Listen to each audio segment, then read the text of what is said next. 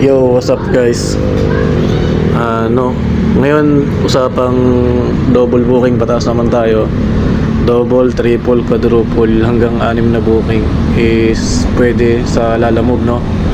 Para lang to sa mga hindi nakakaalam, sa mga wala pang alam sa Lalamove apps.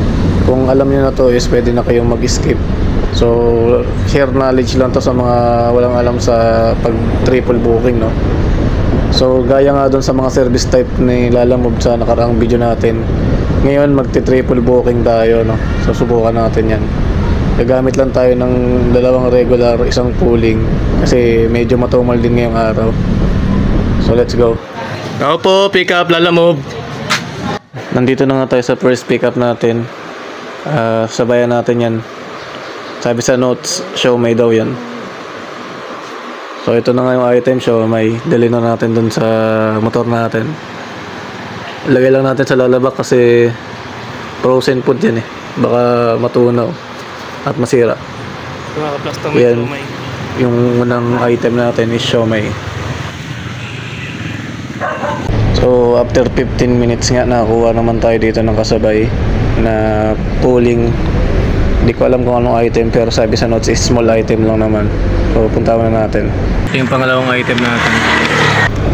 Takbo naman tayo sa pangatlong item natin. Ito triple booking to. Ito yung isa.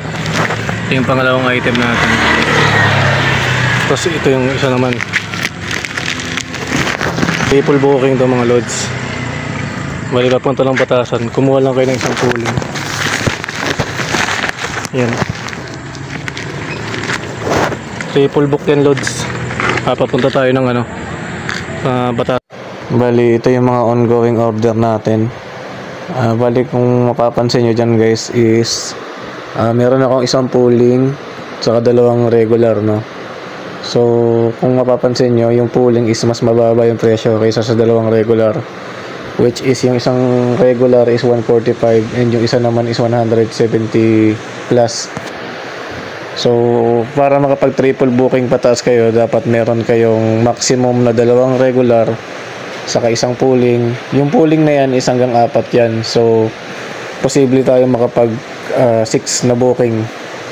Pero depende sa inyo yan, sa area nyo kung marami nga ba nagbubook and nasa same dapat na ruta kasi nga hindi dapat tayo masyadong matagalan sa deliver natin kasi nga yung iba is nagrereklamo. And may posibilidad pa na i-report tayo. So ito yung sekreto dyan sa pagkakaroon ng triple book, no? So ayan nga guys, no, yung video tungkol sa pooling.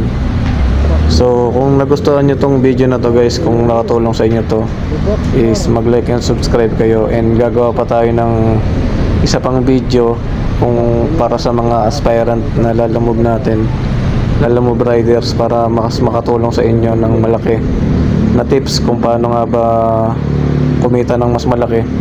Kasi tayo nga 6 na taon na tayo dito kay Lala, and syempre mas may nakuha na rin tayong diskarte sa ka-experience, no? Thank you guys.